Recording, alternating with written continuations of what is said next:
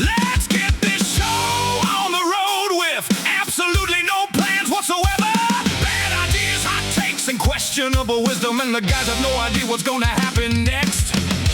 Welcome to Three Dudes, One Mic with John, Steven, and Mike. Hi, welcome back.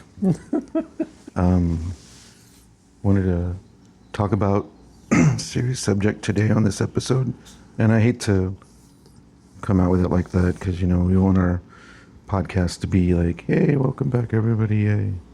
I'm just kidding. So we're going to talk about some paranormal stuff today, so that should be kind of fun.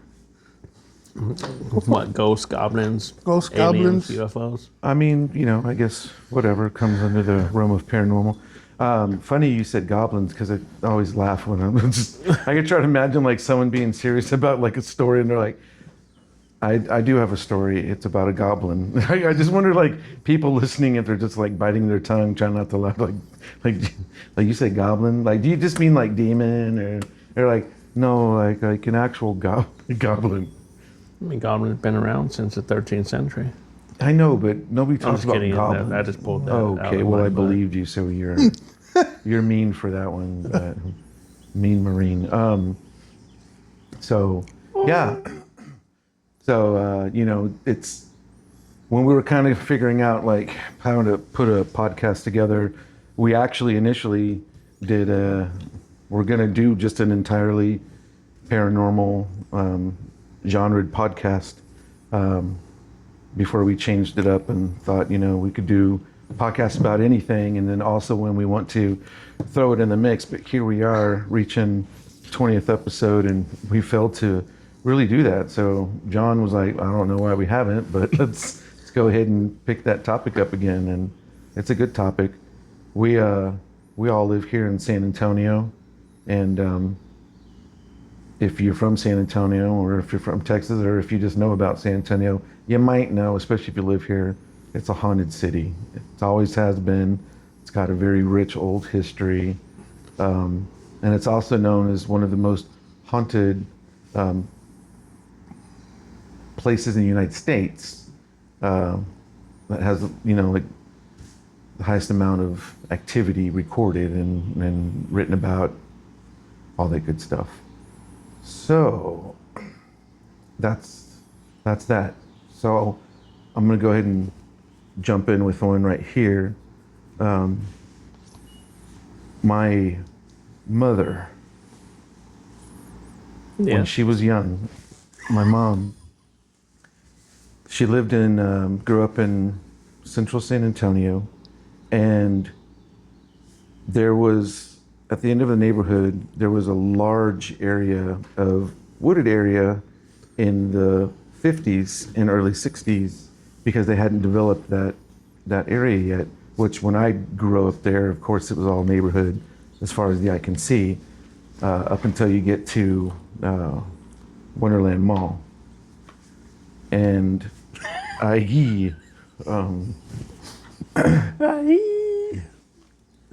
the spooky part wasn't you weren't supposed to do the soundbite yet. Oh, anyway, she told me this story, right, where her and her brother, and I think a friend, they rode their bikes or walked, or however they managed to go through the woods. They basically, after a hot minute, wound up upon this building, a small building, really small, not a shack per se, but it was, she remembered that it looked like it was like almost new. It had no windows. It only had a window on the front door. And it was a like shoebox, like a, you know, I can imagine in my head like what a shipping container looks like. But it was just an aluminum sided on the sides with no windows building, shoebox style, shotgun kind of house, however. And had that one window. And for whatever reason, my uncle, her brother, and the friend were just kind of like off. They were there, but they weren't, I guess, intrigued by the building. And my mother was able to like get on her tippy toes or use a rock. However, she said she was able to manage to prop herself up to look in the window. She saw a long table, and there was about 6 to 7 people and sitting down, and that some of them just had their hands in their lap, and some of them had their hands kind of in the air. But what she saw was objects, regular objects, like a pencil and a ruler and like little small objects, but they were all levitated off the table and in the center of this table, surrounded by these people, and they were just kind of floating around in air. And she could tell, even at 8 years old, that obviously they weren't scared and they must have something to do with what's going on. They were all very calm, and she was like, and that was that was enough for me. And they bolted. She came to find out later on that it was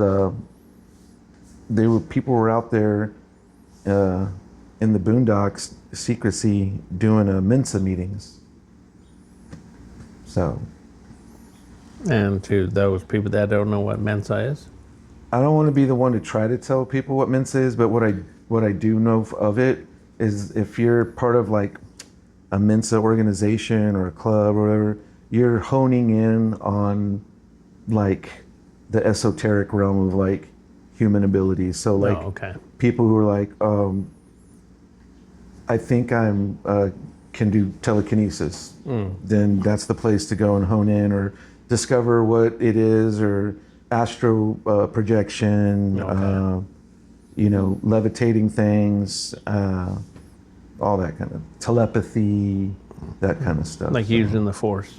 Yeah, kind of just using that. The one thing you can relate more than it the to. 10% that we all are locked in at 10%. Mm-hmm. So that was my mom's story. You had a mom story. Yep. One morning, many moons ago, my mom woke up while all of us and our lazy butts were still asleep. And she started cooking breakfast. And she heard something on the roof, kind of like when a bird lands on the roof of your car, and you can hear that, like the nails or whatever, the claws. And she kind of heard that, but obviously it's on a roof, not metal. And she was like, what the hell is making all that racket? Because all of us were still asleep. Like, she was the only one that was awake. I think my dad was probably off to work at that point. It's probably like 7 o'clock in the morning. And she went outside, and it was probably, I want to say like the golden hour, but in the morning. It's like right when the sun's coming up. It's nice in that like orange, yellowish kind of tint to the sky. And she kind of went into the yard, looked back onto the roof of the house, and she saw a big white bird. And she said it kind of looked like I'm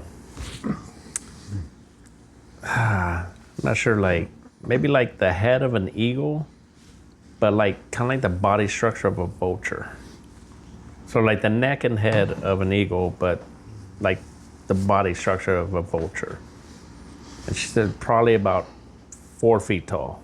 It was a big bird. Yeah, and then it just kind of like, I think the way she described it was like it, how like some birds, like they kind of have to like jump in a way, like when they lift off. Yeah. They kind of like jump. That's what it did, and then it was gone. Like, because she was in the backyard, so when it did it, it went into the front yard. Got it. So and after that point, she never heard it or saw it again. And I didn't know about that for about, 45 years, 46 years of my life. And wow. I just found that out probably about 6 months ago. It was kind of weird hearing, because I was like, wow, Mom, you never told me that. It never came up in conversation. Mom, you ever see any 4-foot birds on the roof? So that was good. What about you, Mike? Well, I don't have no mom stories, unfortunately, because my mom is the ghost. But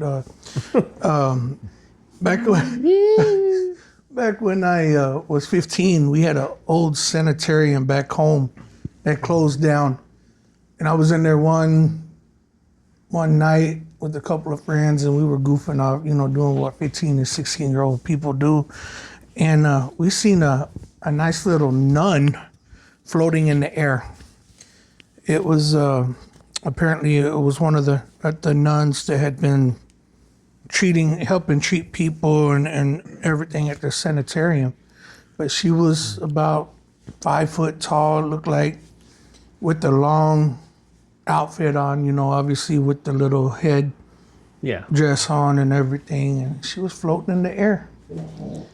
It was, she didn't try to talk to nobody or nothing. She was just sitting there flying over and watching.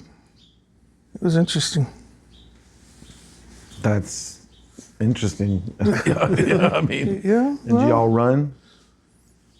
We quickly got out of there, but I wouldn't necessarily call it running. But that was the catalyst. yeah. You're like, not tonight. Yeah, not tonight. We're gone. Then a couple of nights later, You need some milk.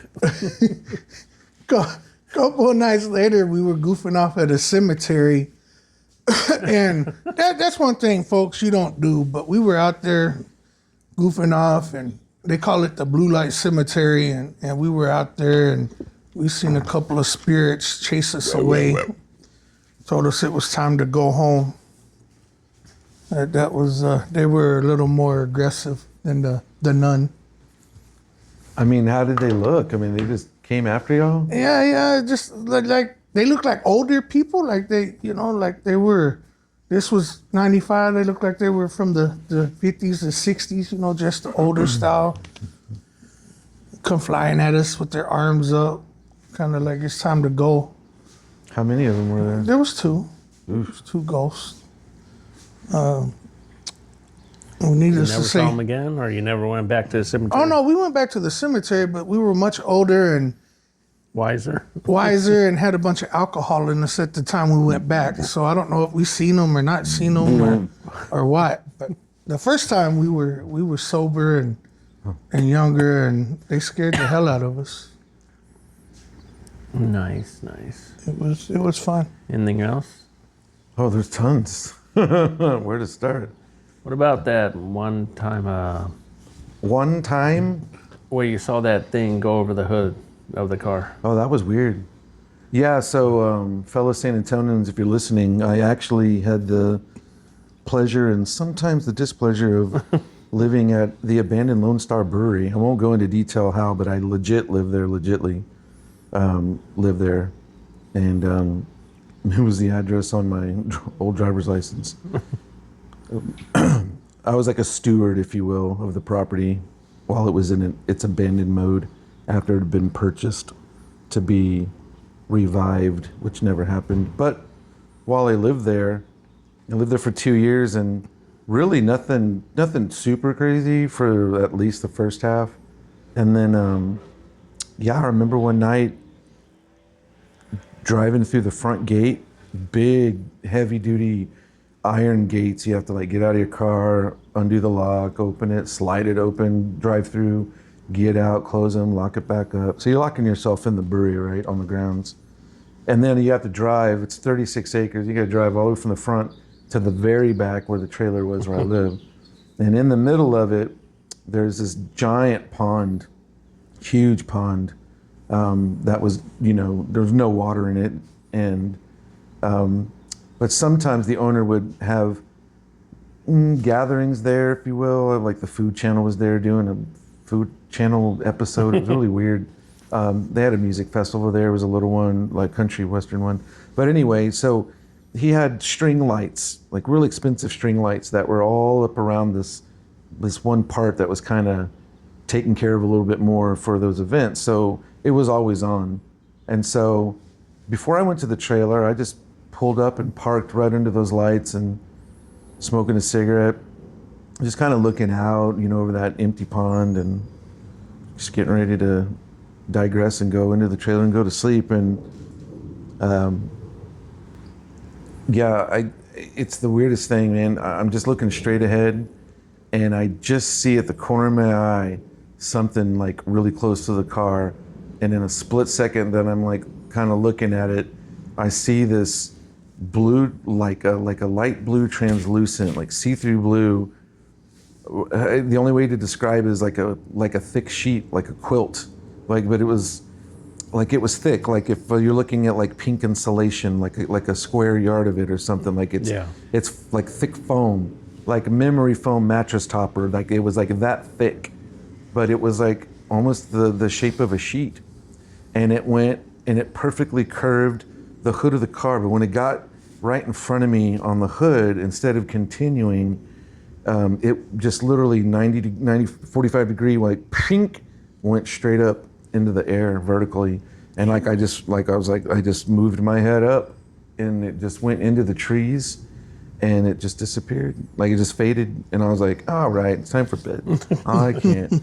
So that freaked me out for sure. And it was really weird because, you know, I've seen some stuff and whether we get into those stories or not now, but I've seen some stuff, and most of the other things I've seen do kind of have more of a human-esque element to it.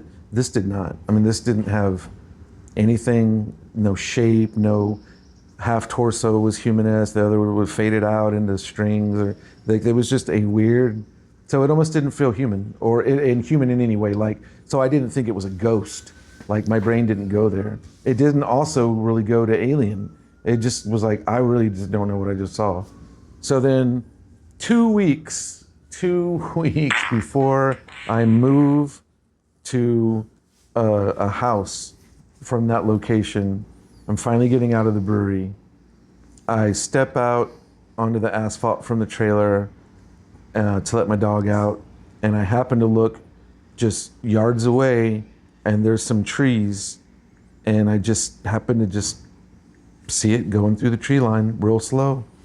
And then it exited the tree line, and that was in open air, and that's what it was. It was this rectangular, translucent, see-through light blue apparition that just, and then it just faded into the air. I was like, all right, that's weird. Fading Into in the the air. air. So Almost sounding like Johnny Cash. So that happened. What about, you got another one? Oh yeah. So it lasts a whole about 30 seconds. It was one of the times when we were younger, probably early teens maybe, where I would spent the night at your house, and This one, yeah. I think you were playing. What were you playing? Like the Sega or Dream, or I forgot what game system you were playing. Probably Sega. You were playing that, and I want to say I was brushing my teeth. I was doing something in the hall bathroom. And because you only had what, 2 bathrooms in that house? No, that was the only one. That was the only one? Oh wow! I thought you had 2 this whole time. So the only one that was in the hallway. And I was looking in the mirror, and all of a sudden, you know, I hear your sister saying, what was it? Do you know where my brother is, or something like that? Something in that area. And I said, I don't know, like basically go and look, like go and look. Like I'm in the restroom. How am I supposed to know where your brother is? And so, you know, I continue doing what I'm doing. I don't even look. Like, I don't look when I hear the voice. Like, almost, I think any other person would have looked at the person talking, but I didn't. I just kept looking at myself because I was like that. And I guess maybe like 5 minutes went by after that, and I got out of the restroom and went up to you, and I asked you, like, hey, what did your sister want? And you were like, what are you talking about? I was like, your sister was looking for you. And you're like, no, she's asleep with my mom in the bed in the back room. or in the back of the house. And I'm like, no, I was pretty adamant about telling you that your sister would talk to me. And sure enough, you went to the back and you checked, and she was fast asleep. And the thing is, there was a dog gate. Yeah, or between like the a back safety room. gate there. Uh-oh. And she wasn't that tall, No, so she would have had probably to- hit it yeah. or something. Like, she would have made the noise. Right. I mean, even when we went over it, I think we would always hit it. Mm-hmm. And yeah, to this day, we still have no idea. I don't even know if we've ever even told her. No, I don't think we ever told Angela. And that'd be something nice next time I'm over at your mom's house. So the only thing that was really crazy about that night too, and I don't know if you remember the other details. So my grandfather had died. My mom's dad had died months before, right? Yeah. And he really is tied to that house because they were the first owners of that house. And my grandfather had actually built the den. He actually built the den. And then he had also built what was the carport into that bedroom that would be my bedroom. So he did that all by hand. So I think he really was tied to it. And the thing is the things that happened that night, I only just kind of correlate, like, it was interesting that he had passed just months before. But the things that happened, I don't really attribute to like his spirit by any means, because that happened that night. And before that happened, because that was the middle thing that happened. The thing that happened before that, do you remember I had a keyboard and it was next to the couch? We were in the living room and it was like on its end because it wasn't being used. Yeah. And it wasn't plugged in. Like standing up on a tent on one of them. But it also wasn't plugged in. Yeah. And you don't remember, we just heard like one key, like bing. And we were like, and I checked and it was unplugged. And we were like, well, and we're trying to rationalize, like, well, maybe there was some extra juice in the keyboard. Residual power. Right, and we just chalked it up to that. But then that happened with you hearing my sister, and then it was really hot. So remember we'd be late at night, but the front wood door would be open, but the screen door would be shut. Yeah. And When it was safe to leave your front back door in open. and we heard that howl, and it was like a howl, and it was almost like nonstop. It was like this, like a dog howl, but it's not like, a dog will howl and then it'll take a break and then it'll howl again. This is like it never stopped. Like it was a howl, but it was like howl, and then it turned into like, it almost sounded like someone's like yelling, Like a cat. No, it sounded More like a cat when it's right, how they in can heat hold or it whatever. out long. Yeah. Right. This sounded like a dog howling, but it sounded like when it was finishing the howl, it had turned into like a human screaming, but not screaming like the top of their lungs, like screaming like they were in pain, not like screaming like "help me, I'm dying," like that kind of a thing. And then we I don't know if you did, but I know I jumped up and looked right out the front door because the sound was in the middle of the street in front of the house, and it just stopped. And I was like, and that was the third thing that happened that night. So that's why I remember that night always. Thanks for telling me that now. I completely phased that out of my memory. And now it's ingrained in it again for another 30 years. So yeah, that. Nice. And Mikey, what about you? What ghost stories do you have up your sleeve? I used to, about 10 years ago, I used to think my grandmother, God bless her soul, was talking to me, telling me stuff when I was sleeping. One night I come home after a long night at work, probably had a couple of drinks too, and showered and went to lay down, and I got real cold. And it's like, okay, why am I cold? It's 90 degrees outside still, and I should not be chilly in the house. And I seen a little silhouette of my grandmother, and she was talking to me and telling me that my behavior wasn't the best and that I needed to straighten up a little. And it kind of scared the stuffing out of me. I bet it is. I guess she's telling me I need to settle down, because at that part of my life, I was drinking a whole lot and doing other things that I shouldn't be doing. And it straightened me up real quick. After that one talk, I'm like, nope, no more. No more. I was going to bed when I should have and staying out the sauce as much and everything else. But she scared the hell out of me, and it straightened me up. See, and to go off of that, I remember right after my dad passed, I was what? Your chest? The story? What do you mean? The one story about your dad you told me? At night? And you felt like you were paralyzed? Sort of.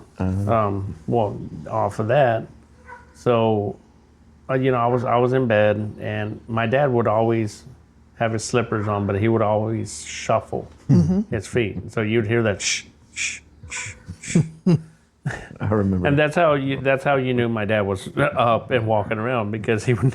I don't know why in the middle of the night he would not pick up his feet. You would think, like, I don't want to make that much noise.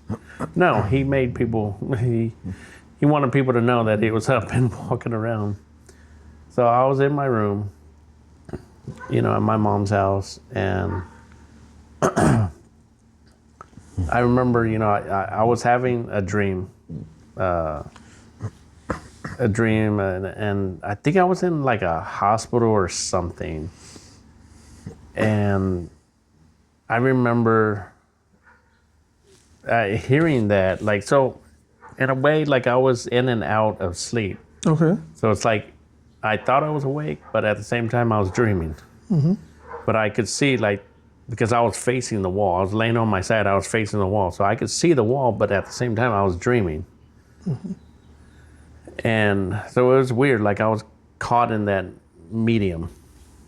And I remember in my dream, my dad hugged me, and he hugged me tight. And I remember, like, I was, waking up, and I was still facing the wall. I could see the wall. And I remember trying to like open my arms, but I couldn't. Yeah. Like I was really trying, like with all my strength, I was trying to open my arms. And then it was weird, because in my dream, he was hugging me tight, like saying, everything's gonna be okay. You don't have to worry about anything. Everything's gonna be okay. Yeah. And and I was trying to talk too, but I couldn't. All I was able to get out was a like that, and then all of a sudden it's like if I couldn't breathe, but I was breathing, but it felt like I had a gasp for air. And Yeah. and then I woke up and I was like, what the hell just happened? I mean, it wasn't like a bad thing, because it wasn't. Yeah. And I mean, I would always, for the first probably 5 years, I'd have dreams about my dad. Yeah. And all of them were good. I mean, it was, me seeing him doing things, with all of us and this and that. So it was, I guess, maybe recessed memories that, Maybe. I had forgotten about. Either that, or And they came up. he's letting you know that he's watching over you still. Yeah, but it was a relief, and then eventually they just kind of faded out, and every now and then I'll have another one, but yeah, though that was like the freakiest but the happiest thing, Yeah. just because it was almost like that sleep paralysis, Yeah. but it wasn't a bad sleep paralysis. Yes. It was like a good, because he was hugging me. So and then it was just weird hearing his shoes, because I was like, okay, who's in my room? Because I heard it in my room. I didn't hear it outside the door. wow, I yeah, heard it it was- in my room. And my mattress was on the floor. I didn't have a bed frame. So my mattress was on the floor, and I'm just like, okay, who's in my room?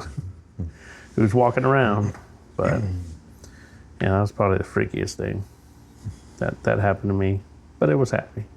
Yeah, it's a good freaky, I guess. I wish. Most of mine were not No? happy. Not weird happy, like paranormal happy. Like with your dad, or just in general? I didn't really have anything with my dad. I was at my mom's like a year and a half ago, and we were. My dad really liked Paul Simon and Garfunkel back when he was growing up and teenager or whatever. Simon and Garfunkel. Simon Garfunkel. And, you know, we were kind of listening to songs, but I really was playing it because I wanted to get to The Boxer, which was one of his favorite songs.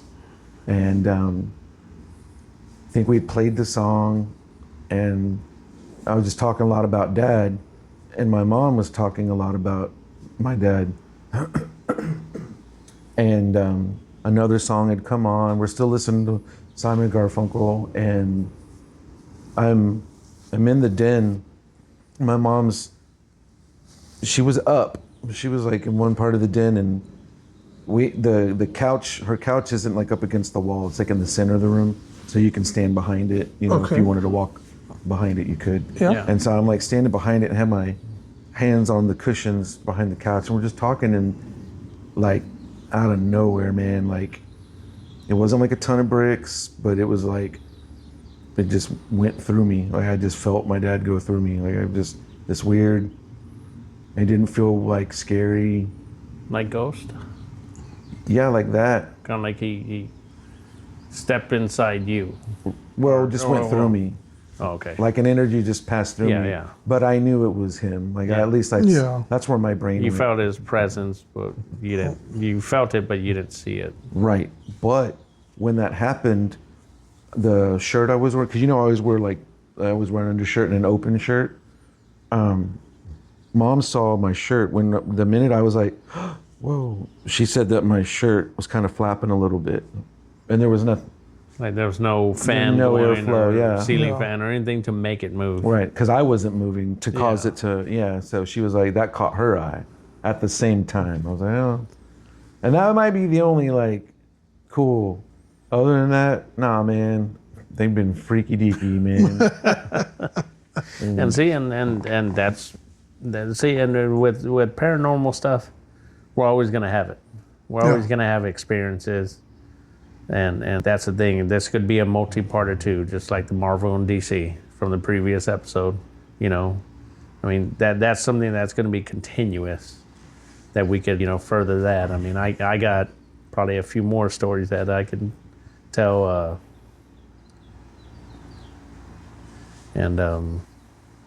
Yeah, I mean that's multi-parter. So. Well, I'll give you a good one to end this one out on. All right. So remember I told you before my grandfather built that house, well, the front part of the house, right? He turned the carport that the house was built as, and he had built it into another room. And when I lived there growing up, I lived in the garage, which was now converted into a room. Well, when you walk out from the living room or the den to what's now a room, well, because now you're not going down steps to the concrete of the carport, now you're just walking straight on a floor being raised. So the ceiling of the room was really short. Do you remember that? Remember the ceiling? Yeah. And I was like always 6 foot. So it was like I could just touch because it was still the ceiling to the garage, but now when you walked out, before the room was built, now you cut walked off down a couple steps. Right. So 2.5 feet were cut out. Oh, wow. So and I was 6 foot. So anyway, but they'd taken out the garage door windows and they put regular windows in little, but it was like the glass pull up you can lock, and then you've got the screen. Okay. Now, San Antonio gets hot, obviously summertime. So I would sleep with the windows open, but the screen's still on there, right?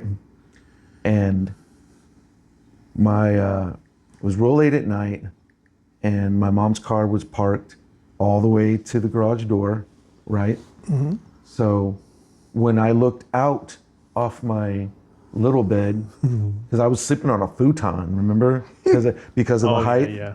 I slept on a futon because the room was short. Yeah. So if I got out of bed, I'd be scraping my head.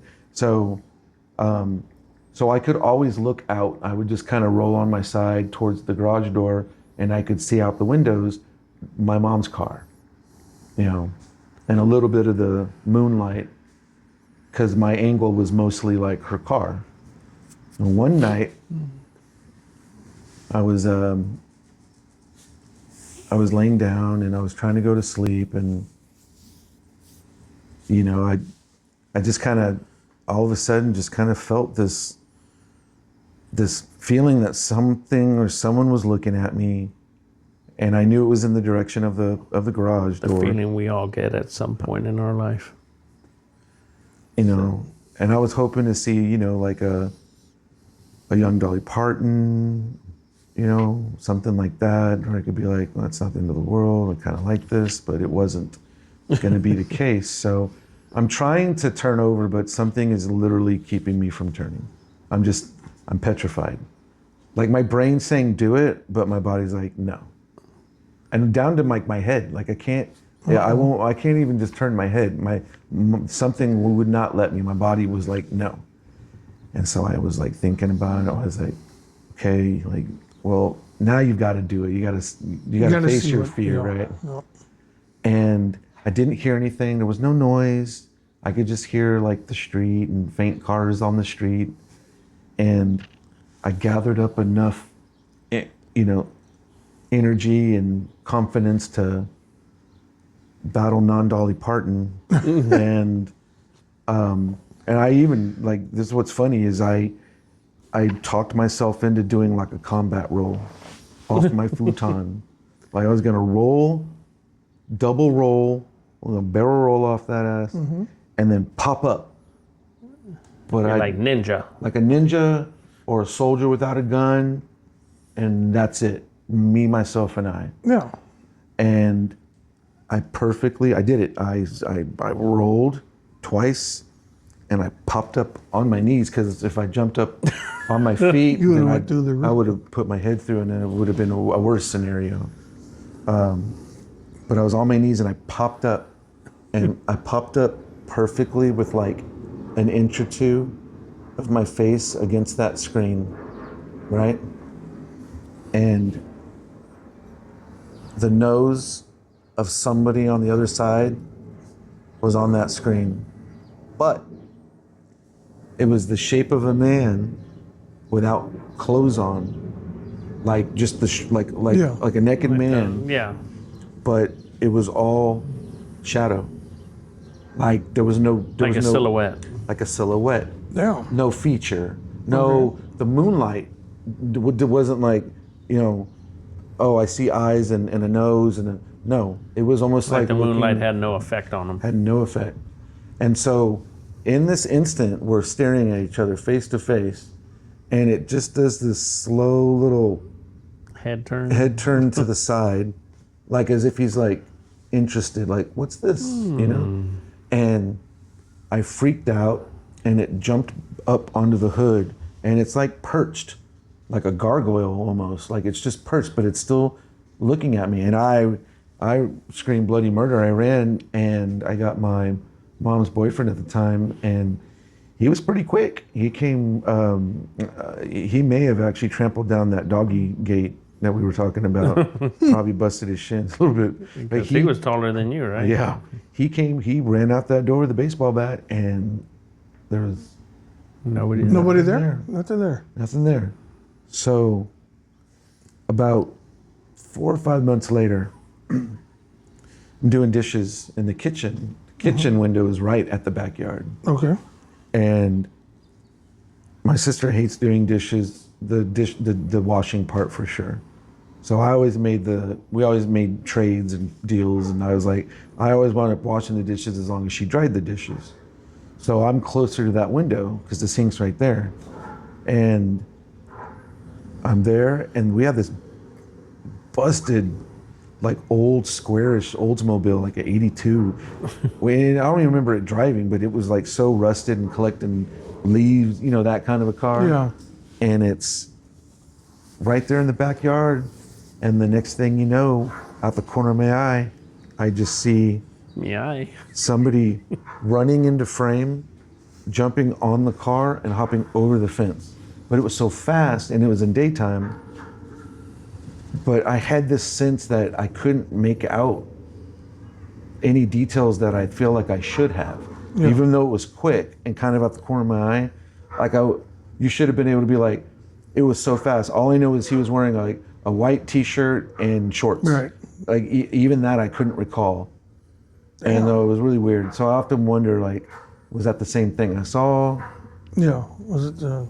That street alone was just a messed up street. All kinds of stuff happened on there. So, but I'll leave you with that one.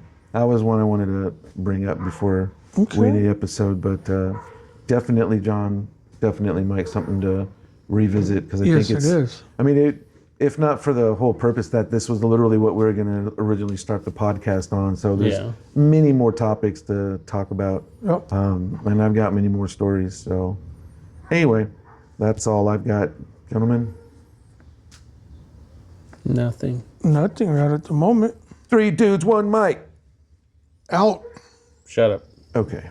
In a world where 3 dudes share 1 mic, legends are born.